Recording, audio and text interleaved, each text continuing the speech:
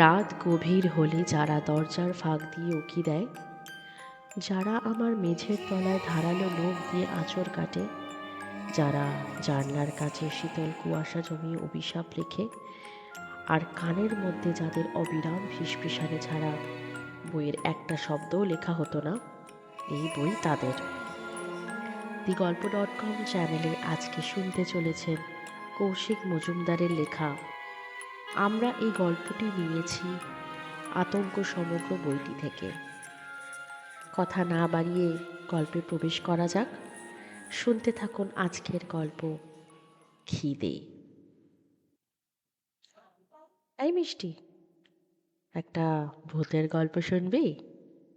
না, শুনবো না। কেন রে, তোর ভয় করে নাকি? অন্ধকারে কি ভয় পাস? আমি কোনো দিন অন্ধকারে ভয় পেতাম না, তবু দিদি প্রায় রাতেই আমায় খেপাতো। সবাই খেয়ে দিয়ে ঘুমিয়ে পড়ার পর যখন চারিদিক নিস্তব্ধ হয়ে যেত আর আমি কোলবালিশ জড়িয়ে আধ ঘুমে ঢলে পড়তাম, ঠিক তখনই পাশের খাট থেকে ফিসফিসে গলায় দিদি নানা রকম ভয়ের গল্প বলতো। আমাকে খেপিয়ে কি যে আনন্দ পেত তার বলার নয়। একবার কোথা থেকে একটা মরা বিড়াল নিয়ে আমার পাশে শুয়ে রেখেছিল, মাথাটা থ্যাতলানো, মুখটা হা, দাঁতগুলো চকচক করছে। আমি ঘুম থেকে উঠে ওটাই দেখে যেই না চিৎকার করে উঠেছি, অমনি দিদের নিজের বিছানা ছেড়ে লাফ দিয়ে নেমে ভয় পেয়েছে, বৃষ্টি ভয় পেয়েছে বলে ঘর জুড়ে নাচতে লাগলো। ও জানে আমি এইসব ইয়ার্কি একদম পছন্দ করি না, তবুও করে। ভুল বললাম, করতো। আমি মিষ্টি, ভালো নাম মৌমিতা সেন। আমার দিদি মিহু, ওর ভালো নাম ছিল মৃণালিনী। আমি আসলে জন্ম থেকেই দুর্বল, বাবা বলে কঙ্কালসার। হাড় ঝিরঝিরে চেহারায় ফুটবলের মতো একখানা মাথা, লালচে চুল আর ফ্যাকাশে সাদা দেহ।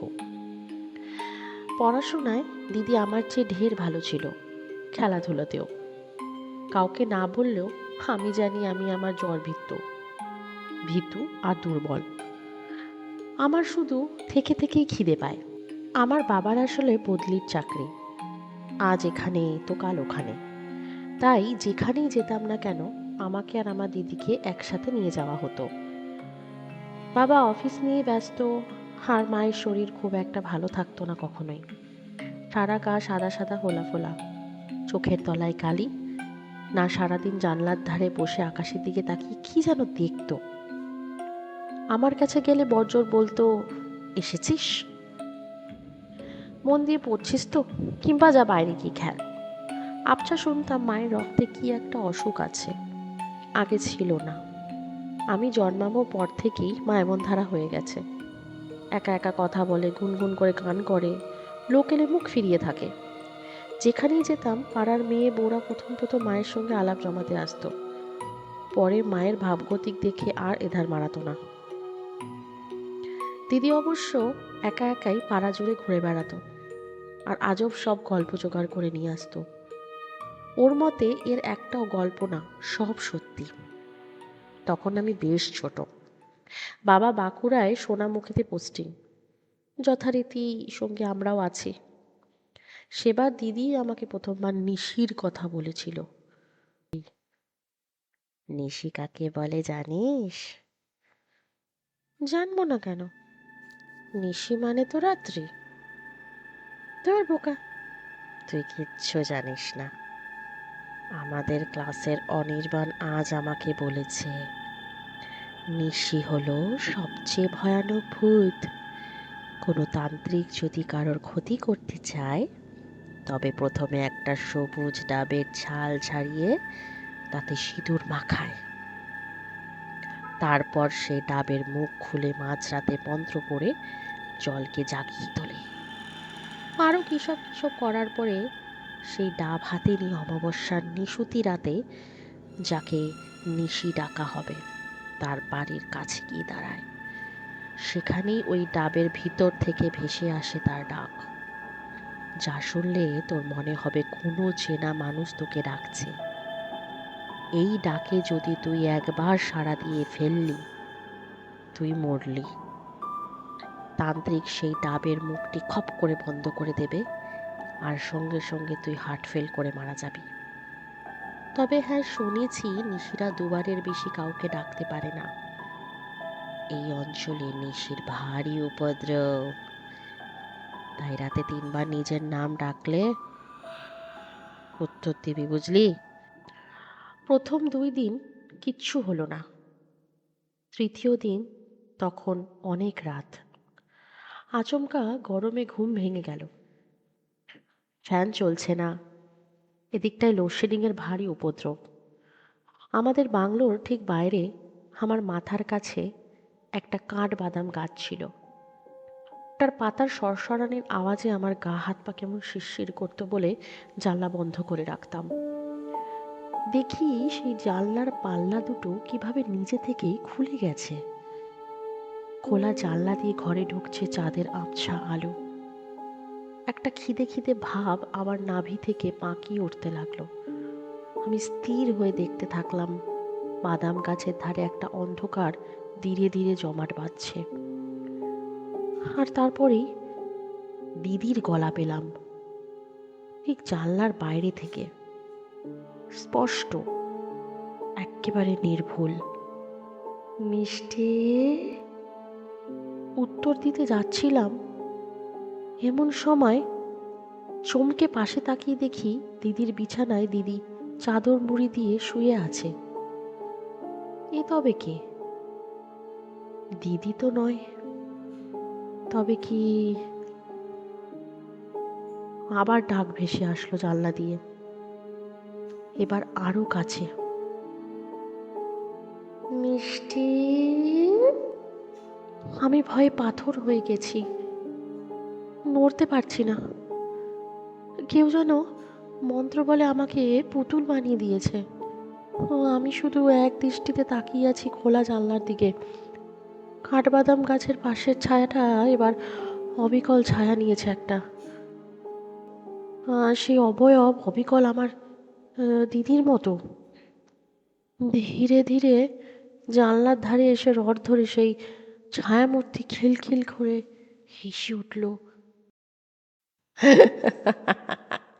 শুধুমাত্র আমাকে ভয় পাওয়ানোর জন্য শয়তানটা কোলবালিশকে মানুষের মতো শুয়ে পাখা বন্ধ করে চুপি চুপি এই মাঝরাতে ঘরের বাইরে কাঠবাদামের গাছের তলায় বসে মশার কামড় খেয়েছে। মানুষ হিসাবে নেহাত খারাপ ছিল না দিদি।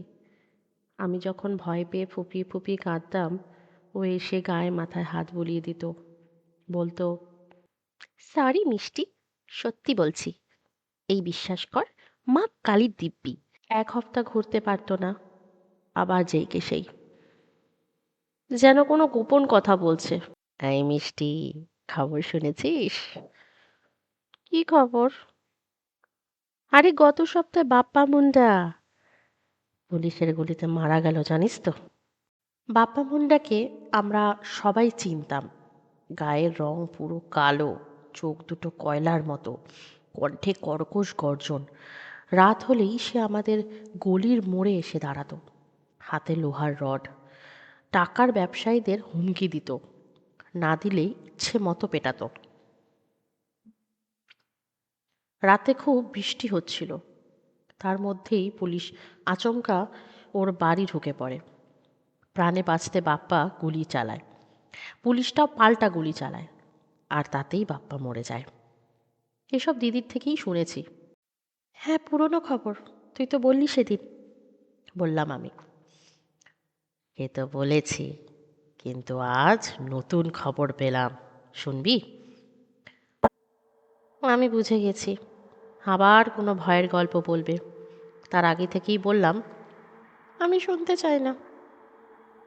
চাই না বললেই হবে, আমি শোনাতে চাই অদ্ভুত ঘটনা, শুনলে একেবারে চমকে যাবি। তাও শুনতে চাই না। বাপ্পা মুন্ডা মরার পর দানও হয়ে গেছে। দানও? সেটা আবার কি? সে কি? তুই দানও জানিস না? পাপী মানুষের মৃতদেহ অতৃপ্ত আত্মার বাসা বাঁধে। বাপ্পাকে তো পোড়ানো হয়নি, যতবার চিতায় আগুন লাগাচ্ছে ততবার নিভে যাচ্ছে। শেষমেশ বাপ্পাকে কবর দেওয়া হলো কালীবাড়ির পেছনের পুরনো শ্মশানে, আর সেখান থেকেই যত সমস্যা। কদিন আগে আমাদের ক্লাসের মিঠু টিউশন থেকে ফিরছিল হাতে টর্চ নিয়ে। হঠাৎ টর্চের আলোয় দেখতে পেল কালীবাড়ির মন্দিরের সামনে দাঁড়িয়ে আছে কেউ, মাথা নিচু, সারা শরীর ভেজা, আর চোখ দুটো টকটকে লাল, যেন টুনি বাতি জ্বলছে। মিঠু কাপা গলায় বলতেই লোকটা ধীরে ধীরে মুখ তুলে তাকালো, ঠোঁটের কোণে বিকৃত রক্তমাখা হাসি। মিঠু আর দাঁড়িয়ে থাকতে সাহস করেনি, সঙ্গে সঙ্গে দৌড়িয়ে বাড়ি ফিরে আসে, আর সেই রাতেই ঝুম জ্বর।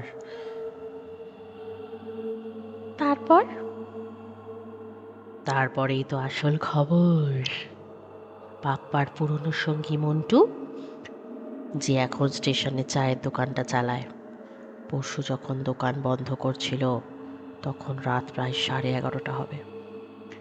সঙ্গে ওদের আরেক বন্ধু পলাশও ছিল। হঠাৎ ওদের কানে এলো টুংটুং করে একটা ধাতব আওয়াজ, কেউ যেন রড মাটিতে ঠুকছে। কিছুক্ষণ পর শুনতে পেল একটা ফ্যাস ফ্যাসে গলায়। দুজনের গলাই শুকিয়ে গেল। দুজনেই গলা চেনে, এ যে বাপ্পার গলা। পলাশদা আমায় নিজে বলেছে। ধীরে ধীরে ছায়া থেকে বেরিয়ে এলো বিশাল এক শরীর, মুখ অন্ধকারে ঢাকা, শুধু চোখে আগুন। তার বাঁ হাতে একটা লোহার রড, ডান হাতে আঙ্গুলগুলো লম্বা ধারালো, যেন নখ নয় ছুরি। এইসব শুনেই আমার হয়ে গেছে। তার উপরে দিদি আবার বলল আমাকে সাবধানে থাকতে। আমি কেন? কাল নাকি কালীবাড়ির পেছনে বাপ্পার কবর নড়তে দেখা গেছে। মাটি ফেটে বেরোচ্ছে একটা হাত, কালো কালো ফোলা ফোলা নখগুলো যেন কাস্তে। চারিদিকে পচা দেহের সঙ্গে পোড়া মদের গন্ধ। সে রাতে ঘুম আসেনি আমার। একেবারে ভোরের দিকে একটু চোখ লেগেছে কি লাগেনি, ঘুমের মধ্যেই মনে হলো কেউ আমার পা ধরে টানছে। আমি চিৎকার করে উঠে বসতেই হা হা করে আবার দিদি হাসতে লাগলো। মিষ্টি ভয় পেয়েছে, মিষ্টি ভয় পেয়েছে। এরপরে টানা 7 দিন ওর আমাকে সরি বলতে হয়েছে। তারপরে আমি কথা বলেছি ওর সাথে। বাঁকুড়ায় প্রায় 1.5 বছর কাটানোর পর একদিন বাবা অফিস থেকে বেশ হাসি মুখে ফিরল। তখন জুন মাস, প্রচণ্ড গরমে সবাই হাঁসফাঁস করছি। মা বিছানায় শুয়ে কি একটা বই পড়ছিল। বাবা ঘরে ঢুকেই বলল যে বাবা ট্রান্সফারের অর্ডার এসছে। আরে যেমন তেমন ট্রান্সফার নয়, একেবারে দার্জিলিংয়ে। একবার ওইদিকে গেলে অন্তত 5-7 বছরের জন্য আর নিচে নামবে না। পাহাড়ে দারুণ দারুণ সব ইংলিশ মিডিয়াম স্কুলও আছে। আমি আর দিদিকে ভর্তি করানো যাবে, এটাই বলল। 3-15 যেতে না যেতেই আমরা সপরিবারে দার্জিলিংয়ে গিয়ে উপস্থিত হলাম। বুঝতে পারিনি সেই আমাদের দুর্ভাগ্যের শুরু।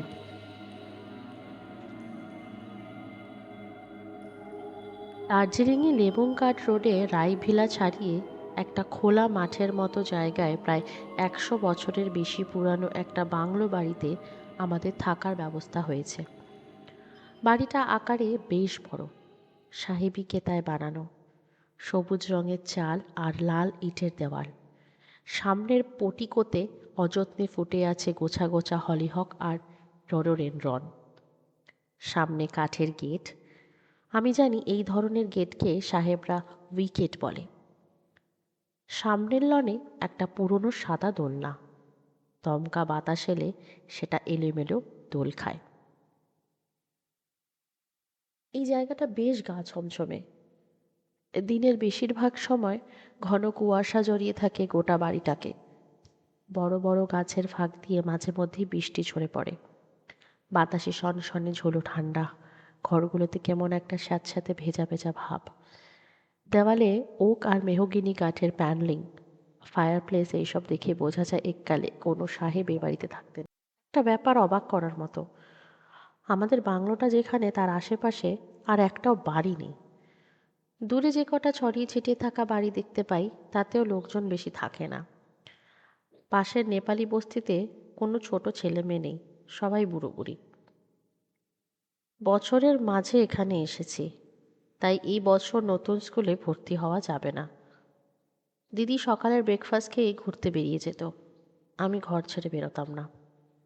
আসলে আমার ভালো লাগতো না। বাবা আর দিদি বেরিয়ে গেলেই আমি ওই বিরাট বাংলোটার এ ঘর ও ঘর ঘুরে বেড়াতাম। গোটা বাংলোতে 12খানা ঘর, রান্নাঘর খাবার ঘর আলাদা। দোতলার গোটা লবিতে একের পর এক অচেনা সাহেব মেম সাহেবদের অয়েল পেন্টিং, অযত্নে কালো হয়ে গেছে সেগুলো, কিন্তু তবু এত জীবন্ত যে মাঝে মাঝে মনে হয় আমার দিকে তাকিয়ে আছে। লবির একেবারে শেষ প্রান্তে বিরাট এক লাইব্রেরি রুম। একদিন সেই ঘরে ঢুকলাম। প্রায় ছাদ অবধি উঁচু সব কাচে ঢাকা আলমারি, সব আলমারিতে থরথরে রাখা চামড়া বাঁধানো সোনার জলে লেখা সব বই। আমি পাল্লা ধরে টানাটানি করেও খুলতে পারিনি। জানি না এদের চাবি কার কাছে আছে কিংবা আদৌ আছে কিনা। একেবারে নিচের একটা আলমারি পাল্লা আধ খোলা ছিল, উবু হয়ে বসে টান দিতেই সেটা খুলে গেল।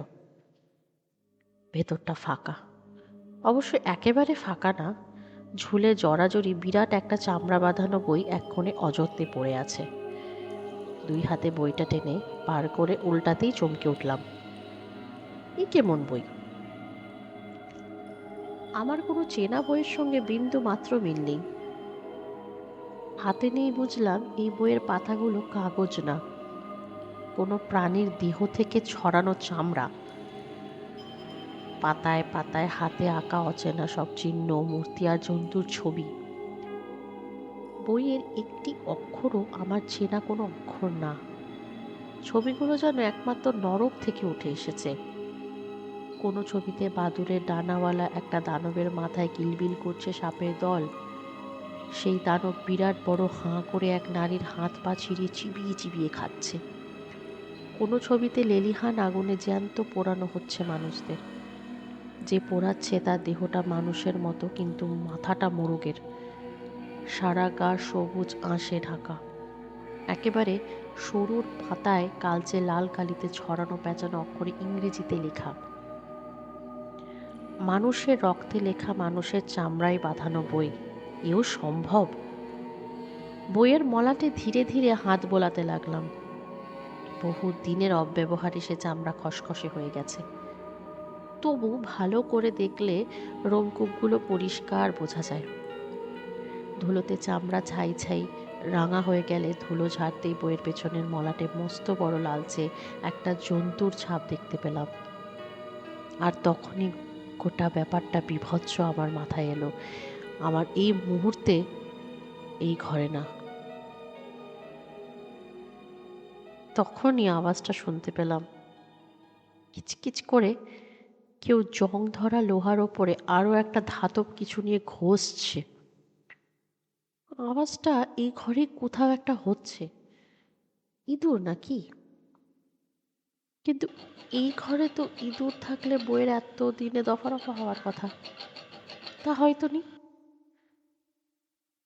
ধীরে পায়ে উঠে কান পেতে শোনার চেষ্টা করলাম। আওয়াজটা হয়েই যাচ্ছে, কিচকিচ কিচ করে আওয়াজটা হয়ে যাচ্ছে। কখনো দ্রুত লয় হচ্ছে, আবার কখনো ধীরে, কিন্তু বন্ধ হচ্ছে না। এক পা করে দেওয়ালের দিকে এগিয়ে গেলাম। দেওয়ালের ধুলো পড়া প্যানেলের ফাঁক দিয়ে আসছে আওয়াজটা। দেওয়ালে কান দিলাম। এইবার আমি নিশ্চিন্ত। আওয়াজের উৎস এই দেওয়ালেই। সব চেটে ফুল আঁকা ওয়ালপেপার খসে পড়ছে অনেকটাই। কালো পাউডারের মতো গুঁড়ো গুঁড়ো ছত্রাক বাসা বেঁধেছে দেওয়াল জুড়ে। আওয়াজটা এবার খানিক বদলে গেল। কে যেন ভারী কিছু দিয়ে মেঝেতে ঠুকছে। কে আছে এ ঘরে? দিদি? কিন্তু একটু আগেই তো দিদিকে শীষ দিতে দিতে বেরিয়ে যেতে দেখলাম। বলল এক বন্ধুর সঙ্গে দেখা করতে যাচ্ছে। তবে এই দেওয়ালের ভেতরে কে? অল্প একটু চাপ দিতেই দেওয়ালে লম্বালম্বি একটা ফাটল ধরল। একটু চাপ দিতেই সরে গেল দেওয়ালের প্যানেলিং। দেওয়ালের ওপাশে একটা ঘর আছে, তবে বাড়ির 13 নম্বর ঘর। এমন ঘর সাধারণত অন্ধকার হয়, কিন্তু এটা তেমন না। একপাশে ছোট একটা বউ উল্টো দিয়ে ধেচ্ছা করে আলো ঢুকছিল। ঘরের প্রায় বেশিরভাগটাই ফাঁকা।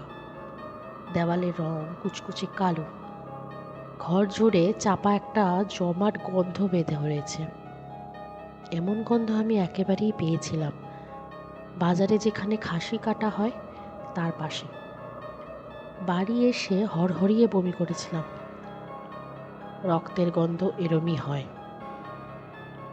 অবিকল সেই গন্ধ, শুধু অনেক দিনের বাসি। মেঝেতে বেশ কিছু শিকল আর আংটা বাঁধা।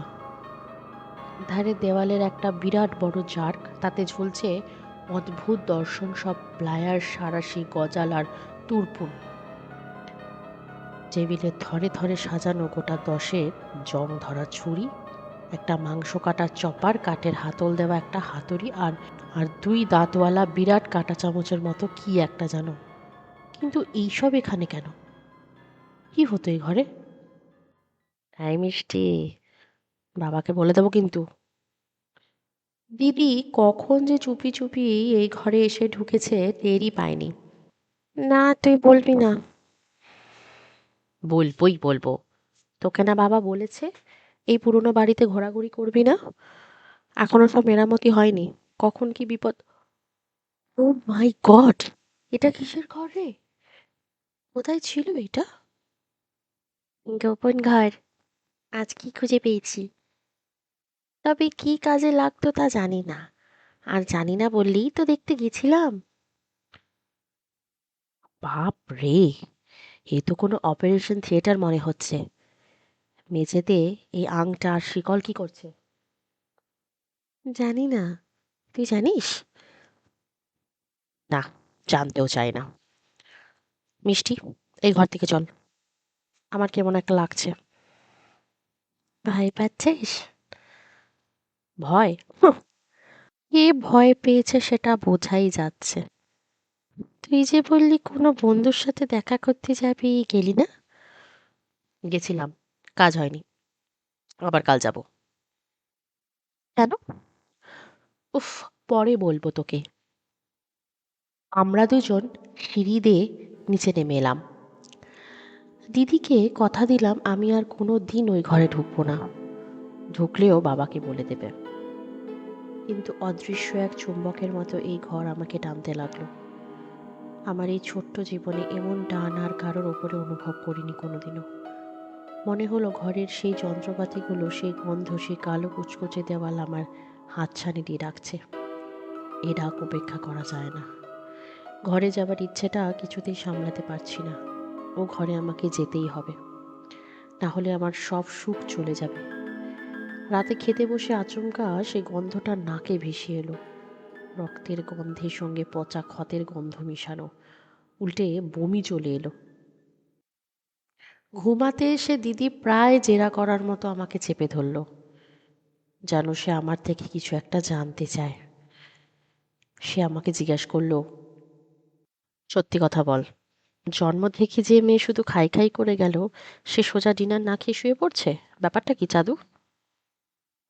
বললাম তো আমার খিদে নেই। দুপুরের ঘটনায় ভয় পেয়েছিস? না, আমি কেন ভয় পাবো? ভয় তো তুই পেলি। যাক, এক রাতে না খেলে কিছু হয় না, ঘুমিয়ে পড়। তুই একটা তখন কি বলবি বলছিলি? হুম, বলেছিলাম তাই না? আজকে বড্ড ঘুম পাচ্ছে। রাতে মাংসটা বড্ড ভালো রেঁধেছিল, এখন ঘুমাতে দে, কাল বলবো, প্রমিস। পরদিনই দিদি আচমকা হারিয়ে গেল। সেই দিনটা শুরু হয়েছিল অন্য দিনগুলোর মতোই।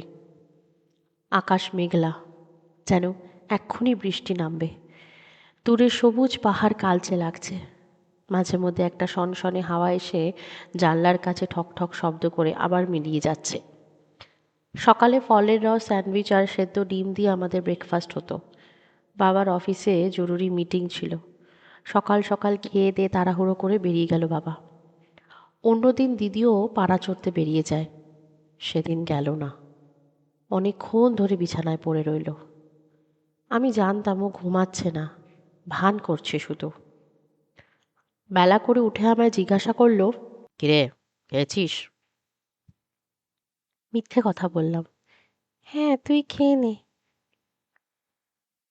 বুঝতে পারছিলাম মনে মনে ও বেশ উত্তেজিত, কিন্তু অন্য কেউ যাতে কিছু না বুঝতে পারে তাই চুপ করে আছে।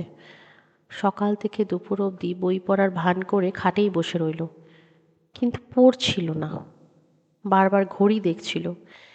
বিকেল 4টে বাজতেই তীরের মতো ছিটকে উঠে দাঁড়িয়ে, আমি একটু ঘুরে আসছি বলে মাথায় টুপি গায়ে সোয়েটার পরে বেরিয়ে গেল। বাবা সেদিন অন্য দিনের তুলনায় একটু দেরি করেই বাড়ি ফিরল। ঘড়ির কাঁটা ততক্ষণে 8টা পেরিয়ে গেছে। দিদির দেখা নেই। আমি প্রতি মুহূর্তে ভাবছি এই বুঝি দিদি এলো, দিদি ফিরছিল না। ঘরে ঢুকেই বাবা যখন দেখলো যে দিদি ফিরছে না, তখনই বাবা আর মা চিল্লামিল্লি শুরু করে দিল। কোনোভাবেই মা আর বাবাকে থামানো যাচ্ছে না। এদিকে আমাদের ইয়াংজি বারবার বলছিল যে যাতে সবাই শান্ত থাকে। বাবা আর মাকে কোনোভাবেই শান্ত করা যাচ্ছিল না। দার্জিলিংয়ের লেবং বস্তির সবাই ততক্ষণে ঘুমিয়ে পড়েছে। শুনশান রাস্তায় ইতিউতি শোনা যাচ্ছে কুকুরের ডাক। দূর পাহাড়ে জোনাকের মতো জ্বলা নেভা আলোর মালা আর ডিপার জ্বালিয়ে চলে যাচ্ছে মোটর গাড়ি। আমি আর বাবা দিদিকে ডাকতে ডাকতে এগিয়ে চললাম। খানিক এগোতেই একটা পুরনো চার্চ আর তার পেছনেই সেই সাহেবি কবরখানা। দিদি প্রথম দিনই আমাকে এখানে যেতে মানা করে দিয়েছিল। কবরখানার কাছাকাছি এগোতেই আমার চেনা সব মরা মানুষদের কথা মনে এলো। আমার সেই যমজ বোনটা, যাকে আমি কোনো দিনই দেখিনি, যে জন্মাবার আগেই পেটের মধ্যে মারা গেছিল। কিংবা বাবার মৃত ছোড়দা। বাঁকুড়া থাকতে মাঝে মধ্যেই যিনি জামরুল গাছ থেকে নেমে আসতেন আমার সঙ্গে খেলার জন্য, অথবা যশোর রোডে আমাদের বাড়ির পাশাপাশি লম্বা লম্বা পা ফেলে হেঁটে চলা সেই মহিলা, যার মুখের অর্ধেকটা পোড়া। আমি বাবার আঙ্গুলগুলো এত জোরে ধরে রেখেছিলাম যে বাবার ব্যথা লাগছিল। আমাদের চমকে দিয়ে বহুদূর থেকে একটা আওয়াজ ভেসে এলো, বাঁশির আওয়াজ। এ বাঁশির আওয়াজ এখানে এসে আমি আগেও শুনেছি। মানুষের হাড় দিয়ে তৈরি বাঁশি। স্থানীয় নেপালিরা এ বাঁশি দিয়ে ভূত তাড়ায়। দিদিকে ডাকতে গিয়ে শেষের দিকে বাবার গলাটা ঘেঁপে গেল। বাবাও কি তবে ভয় পেল? কিন্তু বাবারা কি ভয় পায়? বাবারা তো সুপার হিরো। ঠিক সেই সময় আমি দিদিকে দেখতে পেলাম। মূল রাস্তা থেকে পাশের বনের দিকে একটা কাঁচা সড়ক চলে গেছে। সেখানে বিরাট একটা হলঘর মতো আছে, ঠিক কবরখানাটার পাশে। আগুনে পুড়ে গোটা ঘর কালচে হয়ে গেছে। দেখতে পেলাম দিদি মন্ত্রমুগ্ধের মতো সেই ঘরের লোহার দরজার দিকে এগিয়ে যাচ্ছে। দরজাটা আধ ভেজানো। আমার মনে হলো ঘরের ভেতর থেকে কারা দিদিকে ডাকছে, আর দিদি কোনো দিকে না তাকিয়ে সেদিকেই ভূতে পাওয়া মানুষের মতো হেঁটে চলেছে। আমি জানি না আমার কি হলো। এক মুহূর্তে বাবার হাত ছাড়িয়ে দৌড়িয়ে গিয়ে আমি দিদিকে জড়িয়ে ধরলাম, আর সঙ্গে সঙ্গে জোরে আওয়াজ করে সেই ঘরের দরজা বীভৎসভাবে বন্ধ হয়ে গেল। দিদির চোখে ফ্যালফ্যালে দৃষ্টি, মনে হচ্ছে সদ্য ঘুম থেকে উঠল। বাবা বেজায় বকল দিদিকে। দিদি কোনো উত্তর দিল না। কাল থেকে তোমাদের দুই বোনের বেরানো বন্ধ, এটাই বলল বাবা। সে রাতেও আমি কিচ্ছু খেলাম না। আমার এতদিনের খিদে কোনো অজানা কারণে একেবারে ভ্যানিশ হয়ে গিয়েছিল। শুতে এসে আলো বন্ধ করে দিদি প্রথমেই বলল, তুই কি আজ ওই 13 নম্বর ঘরে ঢুকেছিলি? "উম, না না না তো, কেন?" আমি একটু আগে গেছিলাম। সেই ছুরি, সাঁড়াশি, প্লায়ার, হাতুড়ি কিচ্ছু নেই। তাতে কি হলো? না মানে, কেমন একটা লাগছে আমার। দিদিকে বলতে চাইলাম আমি মিথ্যে কথা বলছি। আজ দুপুরে ও বেরিয়ে যাবার পরে আমি ওই ঘরে ঢুকেছিলাম, একটা ব্যাগ হাতে নিয়ে। আমি ওই যন্ত্রগুলো একটা একটা করে সেই ব্যাগে পুরে আমার খাটের তলায় রেখে দিয়েছি, কেন জানি না। কিন্তু বারবার মনে হচ্ছিল ওগুলো সেই নিশির ডাকের মতো আমাকে ডাকছে। এই ডাক উপেক্ষা করা যায় না, কিন্তু বলতে পারলাম না, বরং কথা ঘোরানোর জন্য বললাম, তুই কি করছিলি এতক্ষণ? জর্জের সাথে দেখা করতে গিয়েছিলাম। কে জর্জ? বলতে পারি, কিন্তু কথা দিয়ে তুই কাউকে কথাটা বলবি না। বলবো না। মা বাবাকে তো নয়। ঠিক আছে, তবে শোন, তুই একটা ব্যাপার খেয়াল করেছিস? আমাদের এই বাড়ির আশেপাশে তেমন কোনো বাড়ি নেই, আর যে কটা বাড়ি আছে সেগুলোতেও কোনো বাচ্চা ছেলে মেয়ে থাকে না। এটা আমি খেয়াল করেছি, কিন্তু অবাকই লিখেছে। আমি তো খুব একটা বাড়ি থেকে বেরোই না, তাই ভাবতাম আমারই ভুল। কোনো ভুল নয়। আমাকে জর্জ যেটা বলেছে সেটা মন দিয়ে শোন। আমাদের এই বাড়িতে ম্যাগাস বলে একজন মহিলা থাকতো, বয়স্ক বুড়ি মহিলা। ওই ম্যাগাসের লোহার কাজ থাকতো, লোহার কাজ করতো সে। ম্যাগাস এবং ম্যাগাসের মেয়ে দুইজন মিলে এখানকার বাচ্চাদের একে একে লোহার হাতল ছুরি সব কিছু দিয়ে খুন করে। এরকমভাবে বাচ্চারা গায়েব হতে থাকে এখান থেকে একে একে। দিনের পর দিন বাচ্চারা এই জায়গা থেকে গায়েব হতে থাকে, তাদেরই আমলে তৈরি।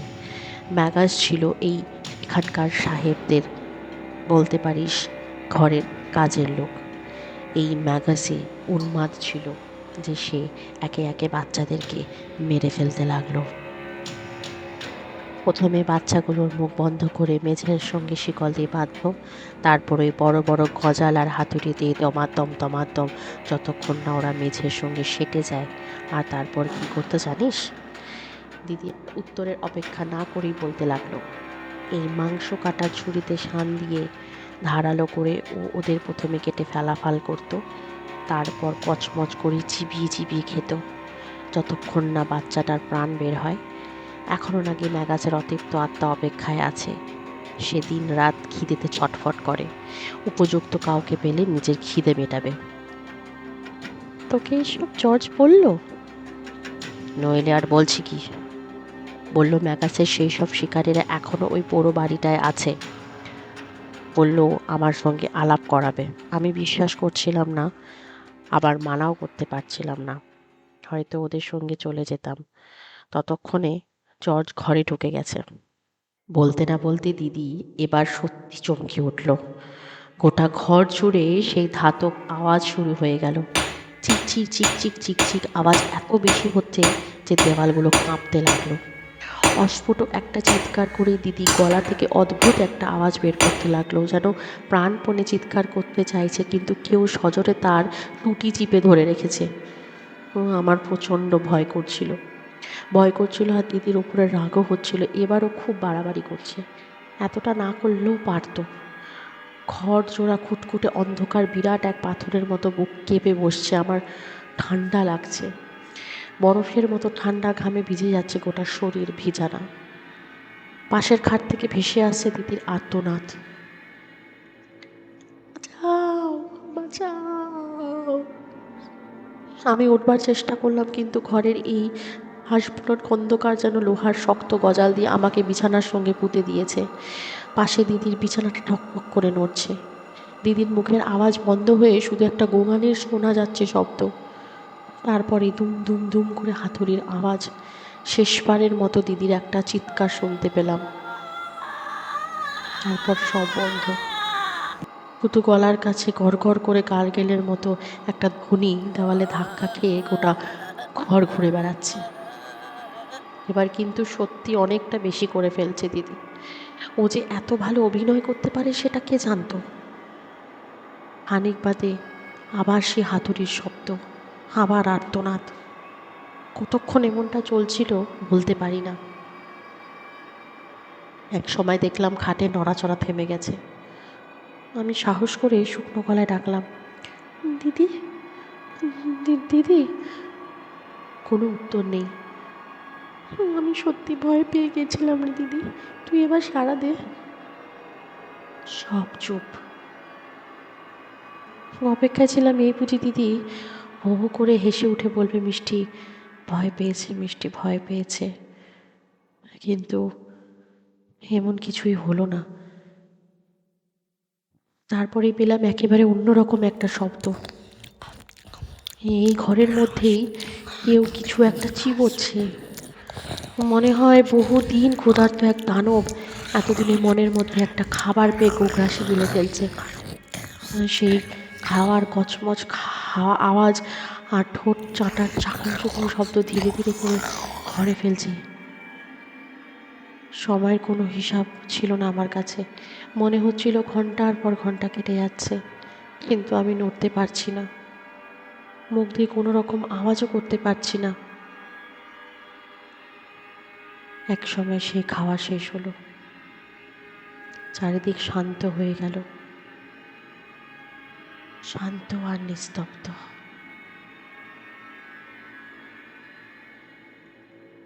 এবার নিশ্চয়ই দিদি হেসে উঠবে, কিন্তু উঠল না।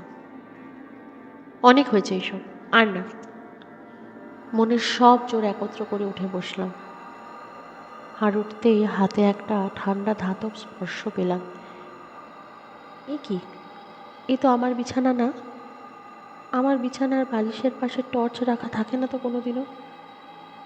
এ তো দিদির বিছানা, কিন্তু এখানে আমি এলাম কি করে? গোটা বিছানা তরল আঠালো একটা পদার্থে মাখামাখি হয়ে আছে। আমার মুখ, আমার ঠোঁট, আমার হাতের আঙুলও সেই তরল চিটচিটে পদার্থ মাখা। আমি তখনও অপেক্ষা করছিলাম দিদি কখন হেসে ওঠে, কিন্তু মনের গভীরে একজন বারবার হিস হিসে গলায় বলে চলছিল, দিদি আর উঠবে না কোনোদিন। মা বলেছিল মুর্দাহাটির শ্মশানে আমি আর আমার বোন পেটের মধ্যেই মারা গেলেও আমি বেঁচে উঠেছিলাম, কিন্তু কিভাবে? জর্জ বসেছিল, ম্যাগান এখনো অপেক্ষায় আছে। উপযুক্ত কাউকে পেলে নিজের খিদা মিটাবে, সেটা কি তাকে খেয়ে, না তার সাহায্যে অন্যদের খেয়ে? আমি এখন এসবের কিচ্ছু জানি না, জানতেও চাই না। শুধু জানি এই বাড়ির ঠিক কোনো একটা ঘরে এখন মা বাবা অঘরে ঘুমিয়ে রয়েছে, কোনো ঘরে মায়ের আয়া ইয়াংজি শুয়ে থাকে। অনেক দিন পর আজকে আমার ভীষণ খিদে পাচ্ছে।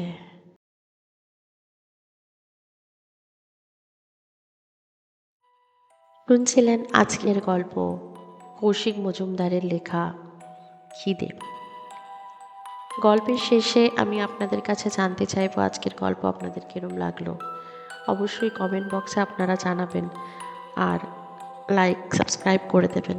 যারা এখনও পর্যন্ত আমার চ্যানেল সাবস্ক্রাইব করনি তারা প্লিজ সাবস্ক্রাইব করে দিও এবং শেয়ার করো বন্ধুদের সাথে দিগল্প.com চ্যানেল।